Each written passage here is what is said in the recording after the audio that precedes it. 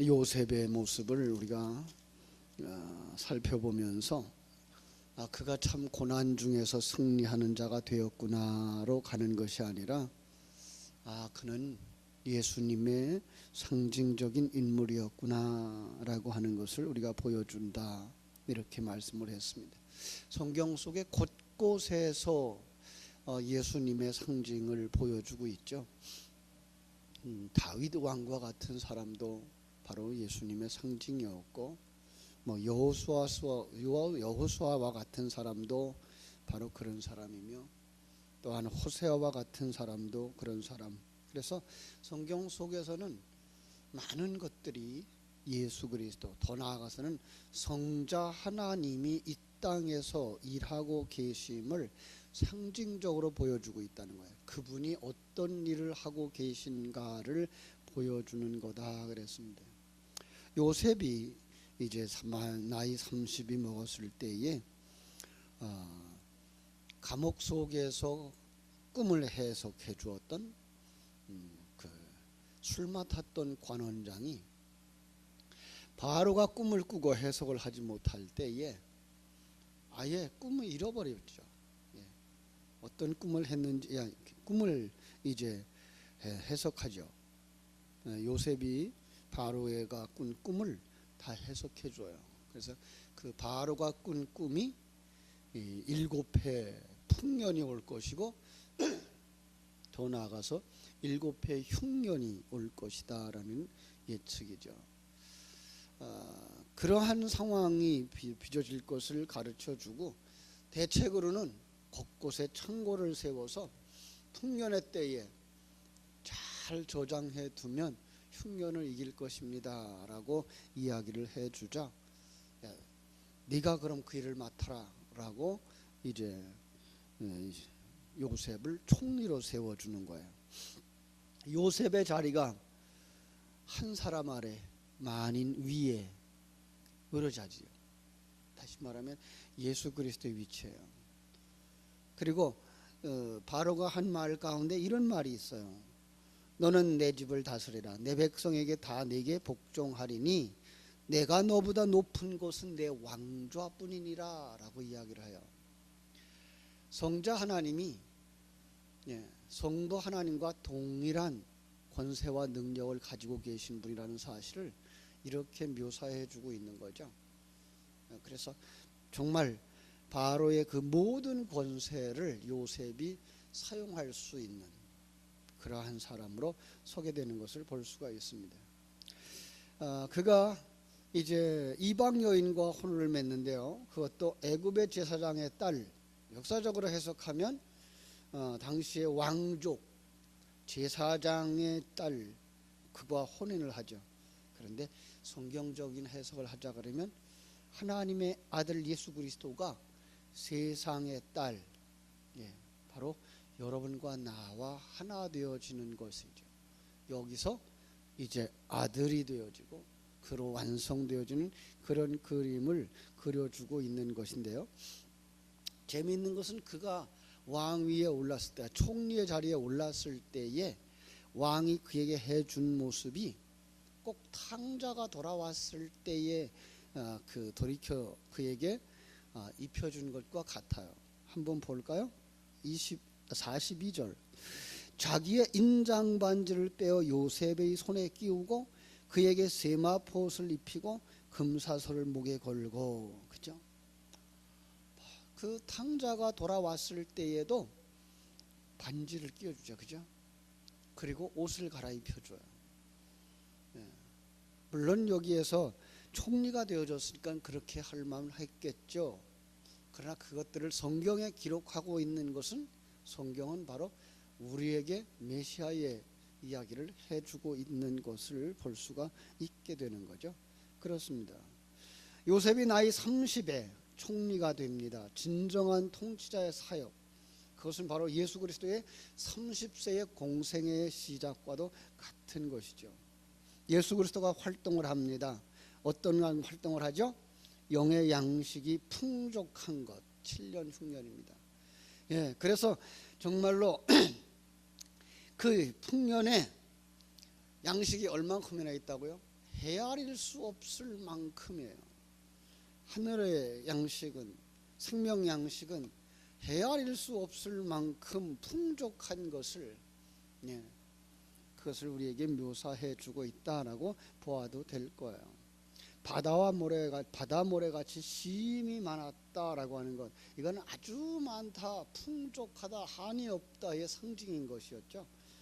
많은 사람들이 요셉을 지켜 세우고 그를 본받는 자 되게 되자라고 설교를 합니다마는, 자칫 잘못하면 요셉을 바라다보는 우상 숭배로 가버려요. 그건 아주 무서운 신앙입니다. 성경은 그렇게 해석하라고 준 것 아니에요. 이방 종교의 핵심부에서 왕 아래서 백성 위에 있는 사람, 바로 예수 그리스도의 상징적인 그림을 잃어버리지 않았으면 좋겠습니다. 그래서 하나님이 두 아들을 통해서 그를 위로해 줬다. 이 세상에서는 요셉보다 더 많은 고난을 받으면서 세상에서 부귀영화를 누리지 못하는 사람들이 많아요. 천국 간 성도들, 어떤 면에서 요셉이 받을 영광보다 이 땅에 있는 모든 성도들이 곧 받을 영광이 더 클지도 몰라요. 그들은 로마의 시대에 핍박을 받았고요, 카타콤에 들어가서 200년 동안을 살았어요.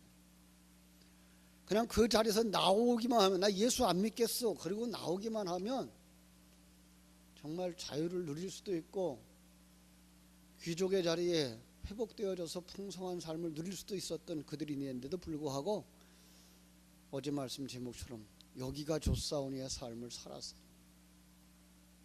햇빛도 들지 않는 그곳에서 어떻게 양식을 구해서 먹고 살았는지 모르지만 그들은 그 속에서 끼니를 때우면서 살았어요. 하나님을 예배하는 것, 하나님과 함께 동행하는 삶에 그 풍성함을 거기서 누리면서 살았다고요. 햇빛을 보지 못하면 키가 안 큰대요. 그래서 그들의 그 유고를 이렇게 연구해 본 결과 키가 120 정도밖에 되질 않았대요. 햇빛을 보지 못했으니까 그들이 온 피부에 피부병이 들었고요. 그런가 하면 눈도 점점 어두워져서 참 어두운 눈들을 가지고 살았다는 거예요. 그대로 죽는 거예요. 왜요? 그들은 더 나은 본향을 바라보는 사람들이었기 때문에 그래요. 신이 보낸 사람이라고 하는 영화를 만들었습니다마는, 이 북한에 있는 기독교의 인들의 영화죠. 북한 땅에 평생 십자가를 지고, 그죠?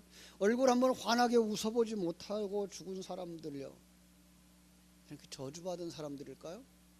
그렇지 않아요. 창세기 39장에서 우리가 살펴본 것처럼 하나님과 함께하는 삶, 하나님과 함께하는 삶, 그 삶은 형통의 삶이죠. 그것을 누릴 수 있어야 돼요. 정말로 우리가 하나님과 함께하는 삶이라면 여기가 좋사오니가 나와야 되고, 지금 내가 살고 있는 이 상황이 하나님과 나와 함께하는 삶이라면 하나님이 나를 가장 천국 백성으로 만들기에 좋은 환경을 주신 것임을 깨달아 알고, 거기서 기쁨과 감사함으로 찬송할 수 있는 자리에 갈 수 있어야 되는 거죠. 이게 좋은 거야, 이게 만족한 거야, 이게 감사하는 거야, 여기로 가야 돼요. 그러지 못하면 우리는 세상을 부러워하게 되고, 세상 사람들을 부러워하게 되고, 그들이 가진 것을 가지기를 소망하게 되는 세상 사람들로 변하는 거죠. 그런데 정말로 예수님을 상징한 요셉은 그 속에서 양식을 가지고 그들의 생명을 사요. 양식을 가지고 그들의 땅을 사서 왕에게 주고, 양식을 가지고 그들을 사서 왕의 종이 되게 만들어요. 이게 바로 구원이에요. 예수 그리스도로 말미암아서, 예수 그리스도의 그 진리의 양식, 생명의 양식으로 말미암아서 우리 모두가 다 하나님을 왕으로 모시고 하나님의 종으로 사는 거예요. 종이라고 하는 것, 그것은 바로 왕이 그 사람을 살릴 수도 있고 죽일 수도 있는 권한을 가진, 내게는 뭐예요? 아무 권한도 없는, 자기가 완전히 비어진 사람, 하나님이 기뻐하는 피조물의 모습이에요. 하나님이 원하는 피조물, 그 하나님의 주권 아래에서 이제는 뭐예요? 하나님이 주신 것 가지고 감사하며 삶을 누리는 거예요. 이 땅에서도 그걸 맛보아야 되고요, 영원한 하나님의 나라에서는 분명히 그러한 삶을 살게 될 거죠. 그렇죠? 예수님은 그래서 하늘에 속한 자로 사명을 감당하기 위해서 이 땅에 오셨어요. 그래서 세상과 짝할 수 없는 거죠. 그죠? 그런데도 불구하고 우리와 연합해서 결국은 우리를 아들로 만드시는 그 사역을 하고 있는 거예요. 그 그림이 요셉과 애굽의 제사장 그 보디베라의 딸, 그죠? 그와 결혼하는 그런 모습이 이렇게 그려지고 있는 거죠. 그렇습니다. 그러므로 그 아들 요셉, 작은이라는 뜻이죠. 그리고 그 이름이 므낫세, 그죠?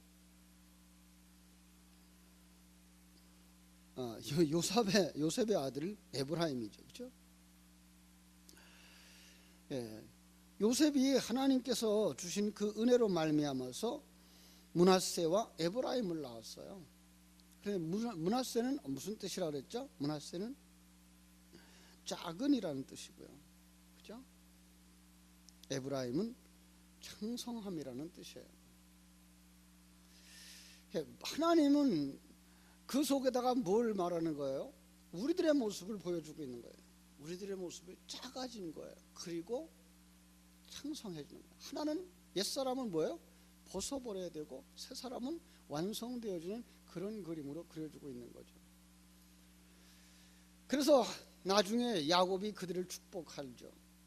누구에게 오른손을 얹어요? 작은 아들에게 오른손을 얹어요. 왜냐하면 바로 예수의 생명을 가진 자, 그것이 뭐예요? 나중에 태어난 자, 어린아이, 그래서 작은 생명, 새 사람인 거죠. 그렇죠?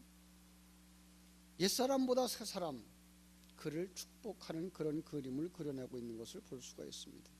그것으로 풍년의 얘기가 일단락되고 말아요.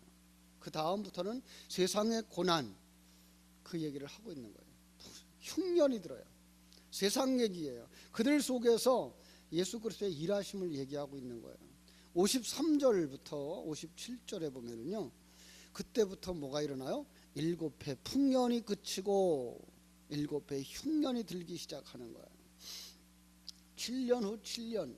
그러나 영의 세계 속에서는 이 땅의 모든 역사를 7년으로 볼 수 있는 거죠. 실상은 이 땅의 모든 역사가 풍년이에요. 하나님이 주신 그 주권 속에서, 하나님이 주신 그 환경 속에서 누리면 그것은 만족하고 풍족한 거예요. 그런데 그것이 보이지 않으면 그들의 모습이 뭐예요? 흉년이에요. 이게 이해가 되시나요? 7년과 7년을 그냥 겹쳐놓고 보세요. 하나님의 생명을 가진 사람들의 삶은 하나님이 주신 것을 얼마든지 만족하고 사는 거예요. 아니, 이 세상에서 배부르게 산다는 얘기가 아니고요, 하나님이 주신 것인 줄 알고 그것을 만족하며 살아가는 거예요. 그런데 그걸 보지 못하는 사람의 삶은요, 어떤 삶이라고요? 가난한 흉년의 삶이에요. 기근의 삶이에요. 양식 없는 삶이에요. 그들은 죽어요. 죽을 수밖에 없어요. 아담부터 인류의 마지막까지 그 사람을 바로 이렇게 두 가지로 겹쳐서 볼 수 있는 거예요. 우리의 일생이에요. 역사도 마찬가지고요. 역사 속에 정말로 하나님의 생명을 가지고 역사를 보면 그건 풍년이에요. 하나님이 일하시는 거예요. 시작부터 마지막까지 하나님이 일하시는 거예요. 하나님의 백성들을 만들어서 데려가시는 그 과정이에요. 재창조의 역사를 보는 거죠.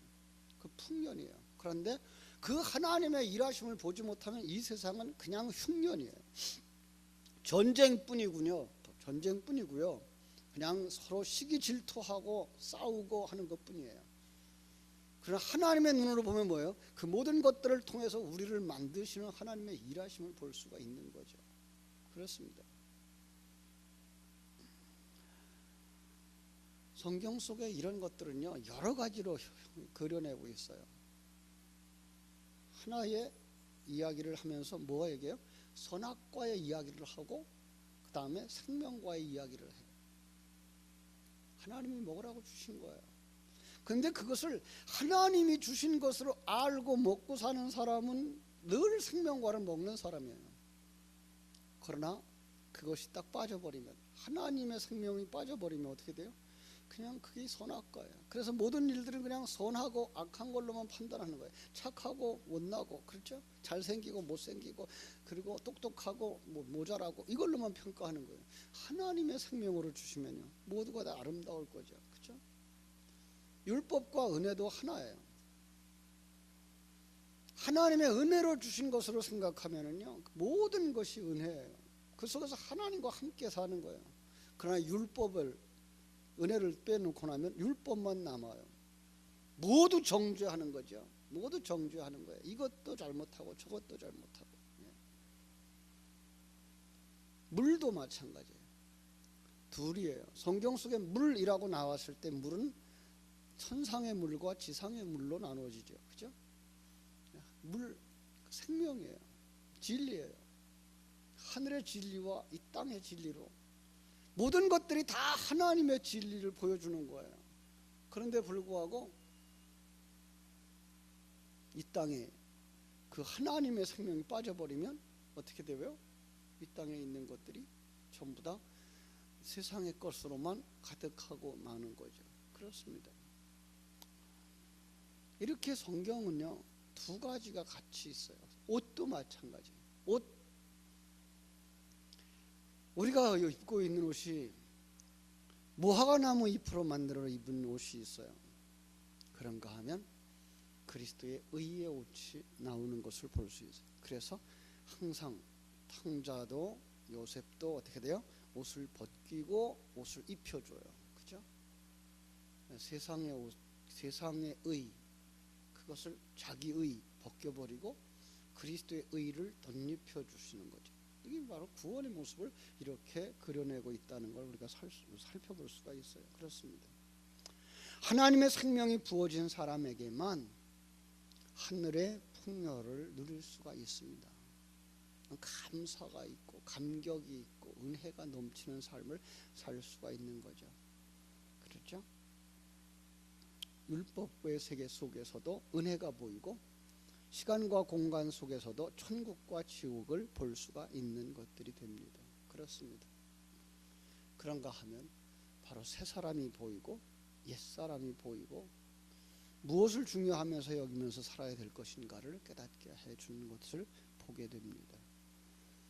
자, 그때에 이 가난함 속에서, 이 궁핍함 속에서, 기근 속에서 누가 그들에게 양식을 주죠?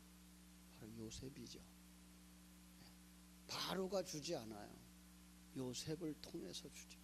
예수 그리스도를 통해서 예수 그리스도만 생명의 양식을 우리에게 주실 수가 있는 거죠. 그죠? 그 양식을 먹는 사람은 그가 양식이 되어서 다른 사람에게 양식을 주게 되는 거예요. 이게 성도들의 삶이에요. 그게 구제하는 삶이에요. 어제도 이제 헌신 예배에 가서 그런 얘기를 하셨어요. 구제, 그거 내게 넉넉한 것 가지고 가난한 사람들에게 주고 이웃에게 나눠주는 거, 그것 정도로 해석하면 그건 너무나 가난한 해석이다. 왜냐하면 그런 일은 불신자들도 할 수 있기 때문에. 우리가 넉넉하면 왜 그 일을 하지 않겠어요?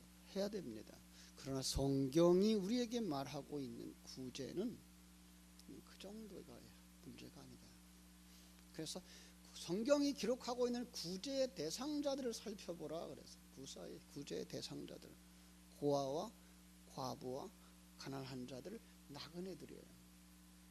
이게 성도의 모습이에요.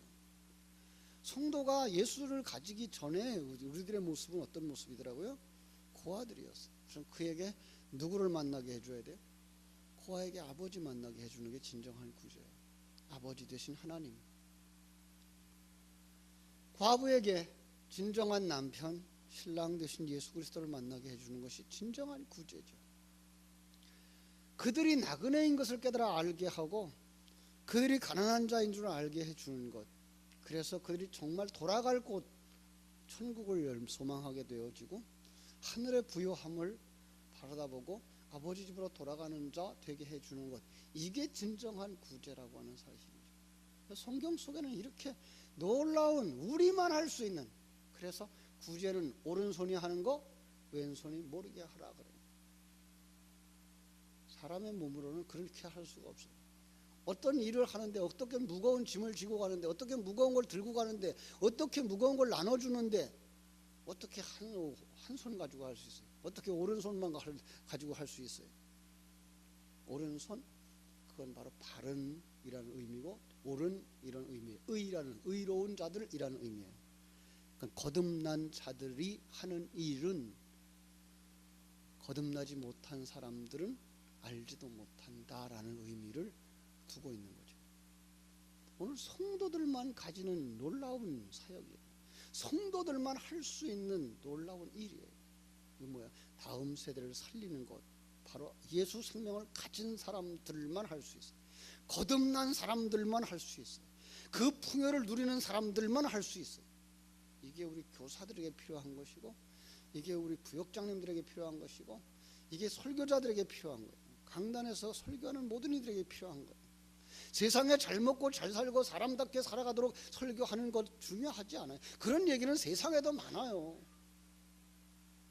물론 이 땅에 살아가는 하나님의 사람들이 왜 그렇게 살지 않아야 되겠어요? 그러나 하나님의 사람들에게 주시는 메시지는 그걸 넘어서서 하나님의 사람답게 살도록, 아니 하나님의 사람답게 살도록, 그죠? 예수 그리스도의 사람답게 살도록 만들어내는 거거든요.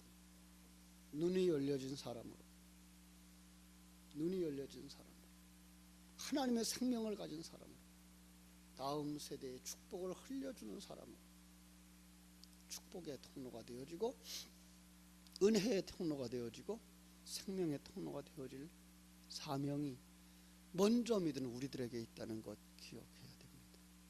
바로 우리가 요셉에게서 양식을 받아서 또 다른 사람에게 나눠줄 수 있는 구제하는 사람들, 사랑을 베푸는 사람들 되셔야 할 줄로 믿습니다. 기도하겠습니다. 하나님 우리 아버지, 하나님의 크신 은혜와 사랑을 감사하옵고 감사합니다. 요셉을 보내어 주셔서 역사 속에서 있었던 이야기를 모세가 기록해서 이스라엘 백성들에게 주시면서 이스라엘 백성들에게 너희들을 하나님의 백성으로 만드시는 자는 살아계신 성자 하나님이야 라고 가르쳐주고 있었습니다. 그들은 모세가 그 일을 한 줄 알고 있었고 모세만 바라다보고 있었습니다. 그러나 모세는 그들의 눈동자를 모세에게로 이끌지 않았고 그들의 눈동자를 하나님의 세계 속에 있는 성자 하나님의 일하심 속으로 이끌어가고 있었던 것을 볼 수가 있습니다. 그래서 많은 이야기들, 많은 그림들은 이 성자 하나님의 일하심을 담고 있는 이러한 성경으로 기록되어져 있던 것을 우리가 알게 됩니다. 아버지, 참으로 우리가 성경을 읽을 때에 이 성경 속에 담아주신 성자 하나님이 지금 내 안에서 일하고 계심, 지금 내가 살아가는 이 환경 속에 일하고 계심 속에 누림이 있고 감사와 감격과 풍요가 있는 성도들로 변화되게 하여 주시옵소서. 그래서 우리가 머무는 이 환경 속에서 찬송할 수 있게 해 주시옵소서. 기뻐할 수 있게 해 주시옵소서. 만족할 수 있게 하여 주시옵소서. 하나님 앞에 영광 돌릴 수 있게 하여 주시옵소서. 오늘 하루의 삶도 하나님 이렇게 축복하여 주시기를 간절히 소원하며 예수님 이름으로 기도합니다. 아멘. 하늘에 계신